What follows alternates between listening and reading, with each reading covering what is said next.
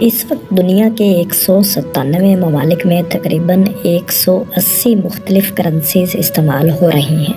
ان میں کچھ ایسی کرنسیز بھی ہیں جو ایک سے زائد ممالک میں استعمال ہوتی ہیں، جیسا کہ یورپی یونین کے تقریباً 2 درجن سے بھی زائد ممالک میں بنیادی کرنسی کے طور پر استعمال ہوتی ہے۔ اسی طرح امریکی ڈالر بھی اس وقت تقریباً 14 ممالک کی بنیادی کرنسی ہے۔ دنیا کے تمام ممالک اپنی کرنسی کے علاوہ غیر ملکی کرنسی کے ذخائر بھی رکھتے ہیں، جنہیں زر مبادلہ کے ذخائر کہا جاتا ہے۔ زر مبادلہ کے ذخائر رکھنے کا بنیادی مقصد تجارت یا دیگر مالی لین دین کے لیے بین الاقوامی ادائیگیاں کرنا ہوتا ہے۔ لیکن دوستو، کیا آپ یہ بھی جانتے ہیں کہ دنیا کے تمام ممالک کی غیر ملکی کرنسی کے ذخائر میں سے تقریباً 59% صرف امریکی ڈالرز کی صورت میں ہیں؟ امریکہ اس وقت دنیا کی سپر پاور ہے اور بلا شبہ امریکی معیشت کو دنیا کی طاقتور ترین معیشت اور امریکی ڈالر کو دنیا کی طاقتور ترین کرنسی سمجھا جاتا ہے۔ دوستو، امریکہ کی معیشت کی ترقی کا یہ سفر نہایت دلچسپ ہے۔ آئیے ہم یہ جاننے کی کوشش کرتے ہیں کہ کیوں دنیا کی زیادہ تر تجارت ڈالرز میں ہوتی ہے اور کس طرح امریکی ڈالر دنیا کی سب سے طاقتور کرنسی بن گیا۔ دوستو، دنیا میں تجارت اور مالی لین دین کے لیے مختلف ادوار میں مختلف نظام رائج رہے ہیں۔ 19ویں صدی کے اختتام اور 20ویں صدی کے آغاز میں دنیا کا مالیاتی نظام مختلف اقسام کی کاغذی کرنسیز پر باقاعدہ طور پر منتقل ہو رہا تھا۔ اس صورت میں مختلف ممالک کے درمیان تجارتی اور مالی لین دین کے لیے کوئی مشترکہ نظام بنانے کی اشد ضرورت محسوس ہو رہی تھی، کیونکہ ہر ملک کی اپنی ایک کرنسی تھی اور کرنسی کی چھپائی اور ترسیل کا کوئی واضح اصول بھی نہیں تھا۔ اس لیے ہر ملک اپنی ضرورت کے مطابق کرنسی چھاپتا اور استعمال کرتا تھا۔ نتیجتاً مختلف ممالک کے درمیان تجارت کی غرض سے کرنسی کے استعمال میں شدید مشکلات کا سامنا تھا۔ اس مسئلے کے حل کے لیے زیادہ تر ممالک اس بات پر متفق ہو گئے کہ ہر کرنسی کی قدر سونے کی مخصوص مقدار کے مطابق رکھ دی جائے اور کسی بھی کرنسی کو مزید چھاپنے کے لیے اس حکومت کے پاس اسی حساب سے بیک پر سونا بھی موجود ہونا چاہیے۔ مثال کے طور پر 1873 میں $1 کی قدر 1.50 گرام سونا مقرر کی گئی تھی۔ تو اس حساب سے $1000 پرنٹ کرنے کے لیے امریکی حکومت کے پاس 1504 گرام سونا بیگ پر موجود ہونا چاہیے تھا۔ یعنی سادہ الفاظ میں یہ کہ جس ملک کے پاس جتنا سونا ہوگا اسی مالیت کے برابر ہی وہ کرنسی جاری کر سکے گی، اس سے زیادہ نہیں۔ یہ چیز اس وقت طے کی گئی، لیکن پہلی جنگ عظیم کے آغاز کے بعد یہ نظام سب درہم برہم ہو گیا۔ پہلی جنگ عظیم میں شامل ممالک کو جنگی اخراجات کے لیے بے شمار پیسہ درکار تھا اور اس ضرورت کو پورا کرنے کے لیے بہت سے ممالک نے ایک بار پھر اپنی مرضی سے اندھا دھند کرنسی نوٹ پرنٹ کرنا شروع کر دیے۔ نتیجہ یہ نکلا کہ بعض ممالک میں افراط زر یعنی انفلیشن بہت زیادہ بڑھ گئی اور ان کی کرنسی کی قدر بہت ہی کم ہو گئی۔ برطانیہ جو اس دور کی سپر پاور تھی اور اس کی کالونیز پوری دنیا میں پھیلی ہوئی تھیں، انہوں نے اگرچہ اپنی کرنسی کی قدر برقرار رکھنے کے لیے، اپنی پوزیشن کو قائم رکھنے کے لیے اپنی کرنسی کو سونے کے ساتھ منسلک رکھنے کی پوری کوشش تو کی، لیکن بالآخر 1931 میں انہوں نے بھی کرنسی کے پیچھے سونے کے معیار کو ترک کر دیا۔ اس وجہ سے پاؤنڈ کی قدر میں شدید کمی واقع ہوئی اور بین الاقوامی تاجر جو اس وقت پاؤنڈز میں خوب تجارت کیا کرتے تھے، ان کے بینک اکاؤنٹس بہت حد تک متاثر ہوئے۔ مزید یہ کہ جنگی اخراجات پورے کرنے کے لیے برطانیہ جیسی سپر پاور کو بھی قرض لینا پڑا۔ پہلی جنگ عظیم کے بعد 1920 میں برطانیہ کا قومی خسارہ 7.8 ارب پاؤنڈ تک پہنچ گیا، جو جنگ سے پہلے 1913 میں صرف 600 ملین پاؤنڈ تھا۔ دوسری جنگ عظیم کے بعد یہ خسارہ مزید بڑھتے بڑھتے 21 ارب پاؤنڈ تک پہنچ گیا، جو اس وقت ان کی مجموعی ملکی پیداوار یعنی GDP کا تقریباً 3 گنا بنتا تھا۔ اسی طرح باقی ممالک جیسا کہ روس، فرانس اور جرمنی بھی شدید مالی خسارے کا شکار ہو گئے۔ دوستو ان دونوں جنگوں میں امریکہ کی معاشی اور سفارتی پالیسی نہایت شاندار رہی۔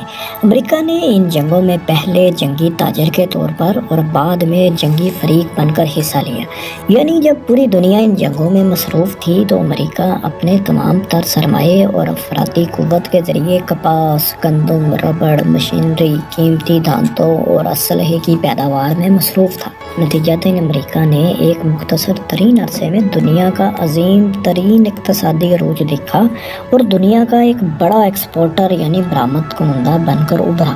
1913 سے 1917 کے دوران محض 4 سال کے عرصے میں امریکہ کی کل برآمدات $2.4 بلین سے بڑھ کر تقریباً 3 گنا یعنی $6.2 بلین تک پہنچ گئی تھی، جبکہ اس وقت عالمی سپر پاور برطانیہ کی برآمدات محض $2.5 ارب کے قریب تھی۔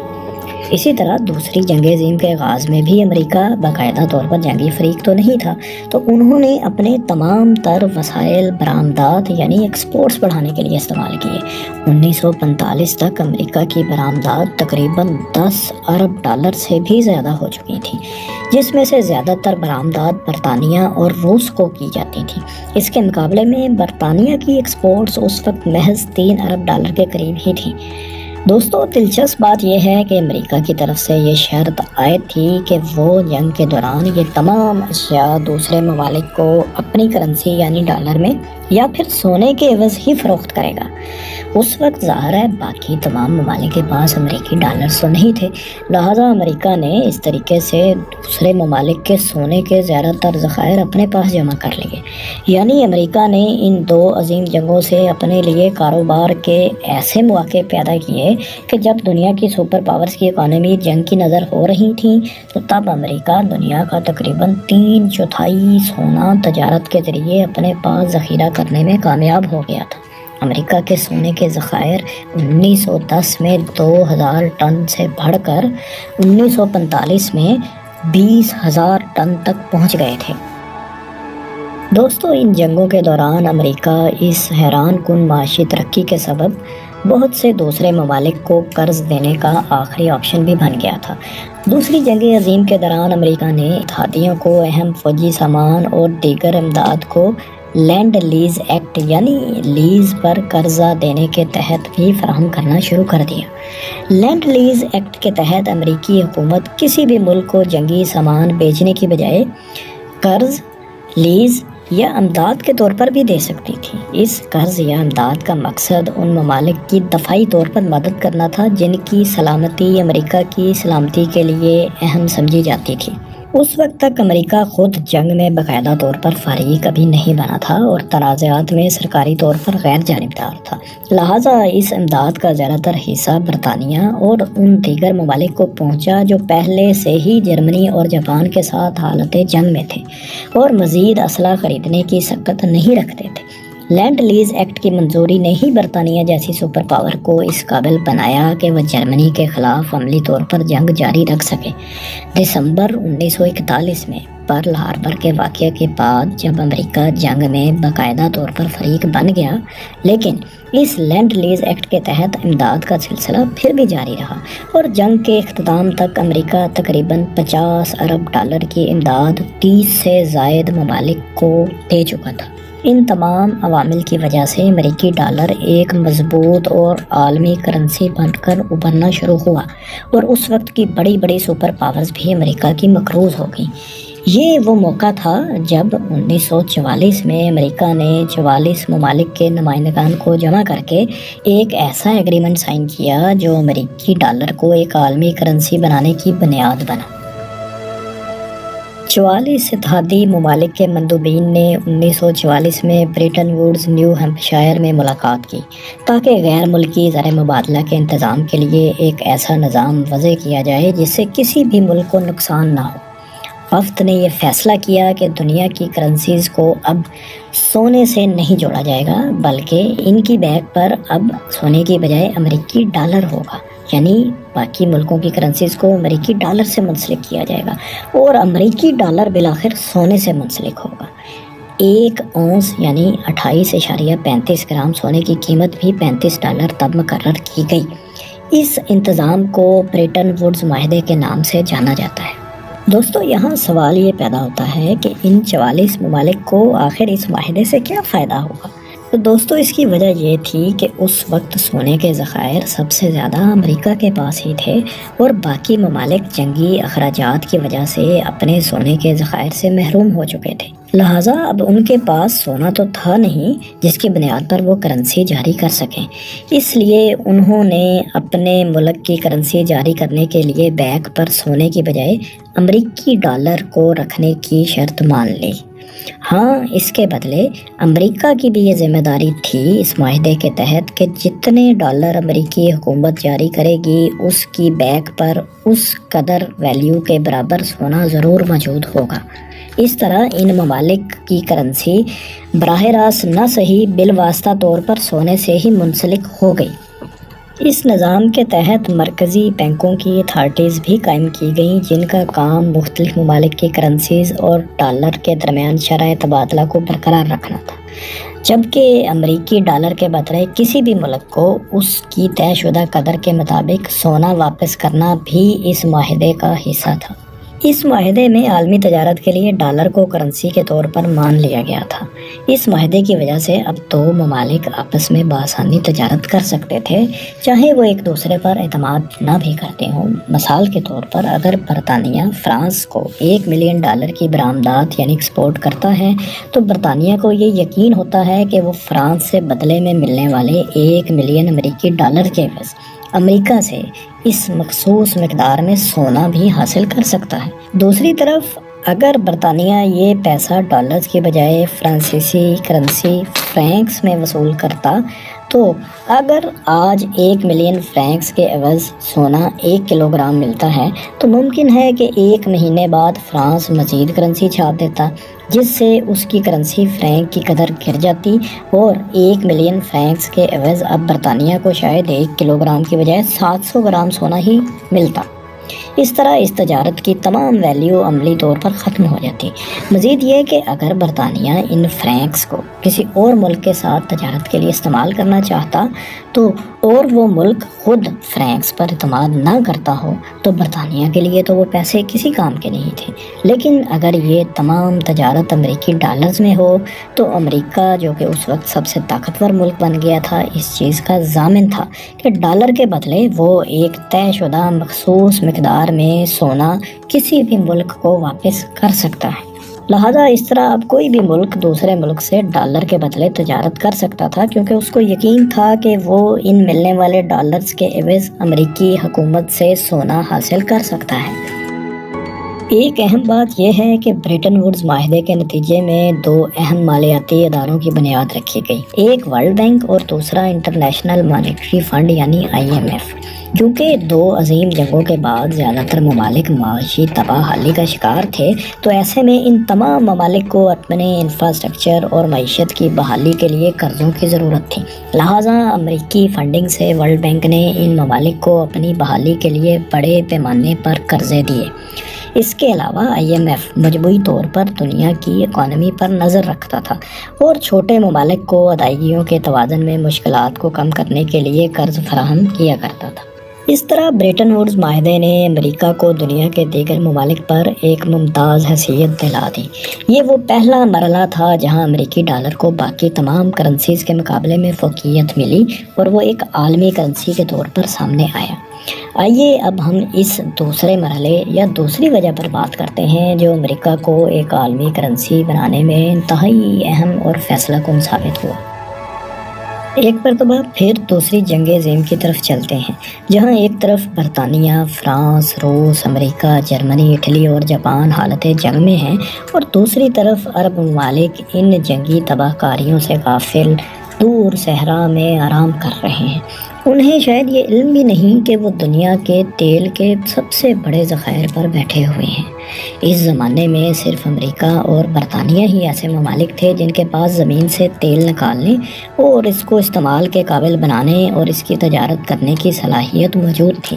اسی دوران 1938 میں ایک امریکی کمپنی نے سعودی عرب میں ایک بڑا تیل کا ذخیرہ دریافت کیا اور اس میں سے تیل نکالنے کا کام شروع کر دیا۔ اس وقت سعودی عرب معاشی طور پر اتنا خوشحال نہیں تھا، کیونکہ ابھی کچھ عرصہ پہلے ہی ان کی زمین سے تیل نکلنا شروع ہوا تھا۔ لہٰذا جنگ کے دوران اٹلی نے سعودی عرب کی سرزمین پر امریکی تنصیبات پر کئی مرتبہ گولہ باری کی۔ سعودی عرب کو اپنی زمین اور ان تنصیبات کی حفاظت کی شدید ضرورت محسوس ہوئی۔ یہ وہ وقت تھا جب امریکہ کے اس وقت کے صدر فرینکلن روزویلٹ نے یہ ریئلائز کیا کہ اس وقت اور مستقبل میں ترقی کے لیے سب سے اہم چیز تیل ہے۔ لہٰذا انہوں نے سعودی فرمانروا شاہ عبدالعزیز سے ایک طویل ملاقات کے بعد 1945 میں تاریخ کی ایک ایسی ڈیل کی جس نے مستقبل میں ڈالر کی تقدیر ہی بدل دی۔ اس ڈیل کے مطابق امریکہ مستقبل میں سعودی عرب کی کسی بھی ممکنہ حملے سے بچنے کے لیے مدد کرے گا۔ اس مقصد کے لیے وہ سعودی عرب کو ہر قسم کا جدید ترین اسلحہ بھی فراہم کرے گا، اور اس کے بدلے سعودی عرب اپنی سرزمین سے نکلنے والے تیل کو صرف ڈالر کے عوض ہی فروخت کرے گا۔ یوں تیل کی فروخت ڈالر میں کی جانے لگی، اور یہیں سے مشرق وسطیٰ یعنی مڈل ایسٹ کے ممالک کا عروج شروع ہوا۔ 1960 میں organization of the petroleum exporting countries یعنی اوپیک کے قیام کے بعد باقاعدہ طور پر دنیا میں تیل کی تمام تجارت ڈالر میں ہی ہونے لگی۔ لیکن دوستو، یہاں یہ بھی سوال پیدا ہوتا ہے کہ ڈالر کے عوض تیل کی تجارت سے کیسے ڈالر دنیا کی مضبوط ترین کرنسی بن گیا؟ اس کی وجہ جاننے کے لیے اب ہم ایک تیسرے مرحلے کا ذکر کرتے ہیں جس نے بالآخر ڈالر کو عالمی کرنسی بنا ڈالا۔ دوستو، برٹن ووڈز معاہدے کی روح سے کوئی بھی ملک ڈالر کے عوض امریکہ سے مقررہ مقدار میں سونا حاصل کر سکتا تھا۔ نتیجتاً 1970 میں امریکہ کے سونے کے ذخائر کم ہوتے ہوتے محض 10,000 ٹن رہ گئے۔ یہ وہ وقت تھا جب امریکہ کے لیے ڈالر کے عوض سونا واپس کرنا تقریباً ناممکن ہو گیا۔ اس موقع پر امریکہ کے اس وقت کے صدر رچرڈ نکسن نے عارضی طور پر ڈالر کے عوض سونے کی تبدیلی کے معاہدے کو منسوخ کر دیا، اور یوں برٹن ووڈز معاہدہ عملی طور پر تو ختم ہو گیا۔ اب دنیا کا ہر ملک اپنی کرنسی کا ایکسچینج ریٹ متعین کرنے میں آزاد تو تھا ہی، لیکن کوئی بھی کرنسی سونے کے ساتھ منسلک ہی نہیں رہی تھی، کیونکہ باقی ممالک کی کرنسیز ڈالر سے منسلک تھیں اور ڈالر براہ راست سونے سے منسلک تھا۔ لہٰذا اب کسی بھی کرنسی کی قدر جانچنے کا پیمانہ اس سے منسلک سونا نہیں رہا تھا، بلکہ اس کرنسی کا عالمی مارکیٹ میں استعمال یا اس کی ڈیمانڈ ہی اس کی قدر متعین کرتا تھا۔ یعنی اب یہ بات اہم ہو گئی تھی کہ آپ کی کرنسی کہاں کہاں استعمال ہو سکتی ہے اور اس سے کیا کیا کچھ خریدا جا سکتا ہے۔ اس تناظر میں امریکی ڈالر وہ کرنسی تھی جس سے آپ اس صدی کی سب سے اہم چیز خرید سکتے تھے، یعنی تیل۔ اس لیے اب بھی زیادہ تر ممالک نے اپنے زر مبادلہ کے ذخائر ڈالرز میں ہی رکھے تاکہ وہ عرب ممالک سے اس کے بدلے تیل خرید سکیں۔ دوستو، ایک اہم بات یہ ہے کہ خوشحال ممالک کے زر مبادلہ کے ذخائر تو زیادہ ہوتے ہیں، جبکہ تجارت کے لیے وہ اس میں سے صرف ایک مخصوص رقم ہی استعمال کرتے ہیں۔ مثال کے طور پر اگر ایک خوشحال ملک کے زر مبادلہ کے ذخائر 100 ارب ڈالر کے ہوں گے تو وہ اس میں سے 20 ارب ڈالر ہی تجارت کے لیے استعمال کر رہا ہوگا، اور اس کے پاس باقی کے 80 ارب ڈالر کے ذخائر اضافی ہوں گے۔ جیسا کہ ہم اپنے بچائے ہوئے پیسے کو جمع کرنے کی بجائے انہیں سٹاک، سیونگ سرٹیفکیٹس یا بانڈز میں انویسٹ کرنا پسند کرتے ہیں، بالکل اسی طرح یہ ممالک بھی اپنے اضافی زر مبادلہ کے ذخائر کی US ٹریجری بانڈز میں سرمایہ کاری کرتے ہیں۔ یہ ٹریجری بانڈز امریکی حکومت کی طرف سے جاری کیے جاتے ہیں، اور مختلف ممالک اس میں اس غرض سے سرمایہ کاری کرتے ہیں کہ ان کو مستقبل میں اس پر معقول منافع ملے۔ فیڈرل ریزرو اور US ڈپارٹمنٹ آف ٹریجری کے مطابق مئی 2022 تک دوسرے ممالک نے امریکی ٹریجری سیکیورٹیز میں تقریباً 7.4 ٹریلین امریکی ڈالر رکھے ہوئے ہیں۔ یہ اتنی بڑی رقم ہے کہ فرانس، انڈیا اور روس کے مشترکہ GDP سے بھی زیادہ ہے۔ اس بے شمار پیسے کی بدولت امریکہ کے پاس معاشی ترقی، دفاعی اخراجات، صنعتی پیداوار اور یہاں تک کہ بڑے بڑے مالیاتی اداروں جیسا کہ ورلڈ بینک اور IMF کو فنڈ دینے کا ایک اضافی فائدہ بھی موجود ہے۔ اور ان بے شمار وسائل کے ساتھ امریکہ کو دوسرے ممالک پر ایک غیر منصفانہ کنٹرول بھی حاصل ہو جاتا ہے۔ یہی نہیں، اگر کوئی ملک ان کی مرضی کے خلاف چلنے کی کوشش کرے تو امریکہ میں موجود ان کے ڈالر کے ذخائر کو منجمد بھی کر دیا جاتا ہے۔ اس کی مثال حال ہی میں روس پر لگائی گئی پابندیاں ہیں۔ یعنی دوستو اب سب سے طاقتور کرنسی امریکہ کی ہے اور امریکہ اس کو کنٹرول کرتا ہے اور اس کی بیک پر اس کو اس مقررہ مقدار میں سونا محفوظ رکھنے کی بھی کوئی پابندی نہیں ہے۔ دوستو ان تمام وجوہات کی بنیاد پر امریکہ کی حیثیت ایک سپر پاور کی ہو چکی ہے اور امریکی ڈالر ایک مضبوط عالمی کرنسی کے طور پر مانا جاتا ہے۔ ویسے تو دنیا کے چند ممالک اب آپس میں تجارت کے لیے اپنی لوکل کرنسی استعمال کرنا شروع ہو گئے ہیں، لیکن عالمی تجارت میں ڈالر کی ضرورت اور دنیا کے معاشی نظام میں اس کی اہمیت آج بھی سب کرنسی سے زیادہ ہی ہے۔ دوستو آپ کو یہ ویڈیو کیسی لگی اور آپ کو کیا لگتا ہے مستقبل میں امریکی ڈالر اپنی قدر کھو دے گا یا امریکی کرنسی کی یہ سپرمیسی برقرار رہے گی؟ کمنٹس میں اپنی رائے سے ضرور آگاہ کریں۔ شکریہ۔